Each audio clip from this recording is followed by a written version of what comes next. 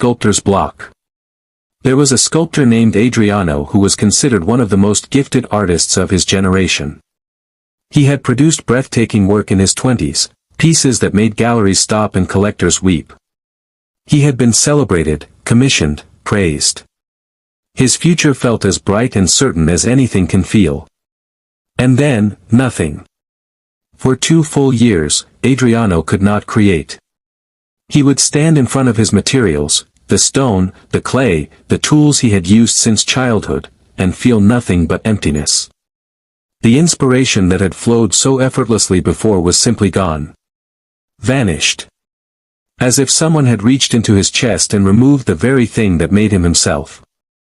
He panicked. He told himself he was finished. That the talent had dried up. That whatever gift he'd had was on loan and the lender had come to collect. He considered abandoning art entirely. But something kept him in the studio. Not inspiration, he had none. Not confidence, that was long gone.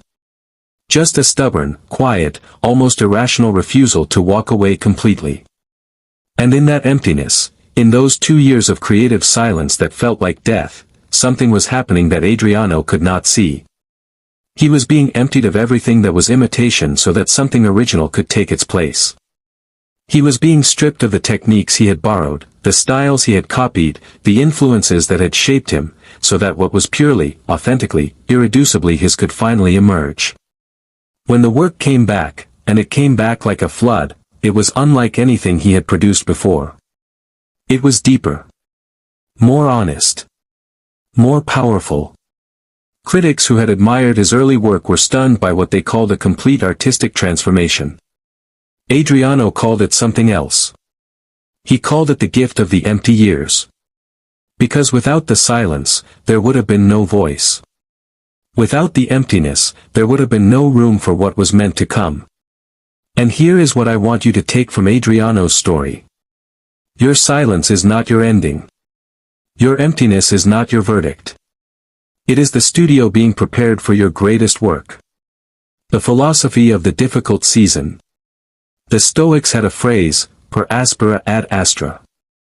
Through hardship to the stars. It was not a passive statement.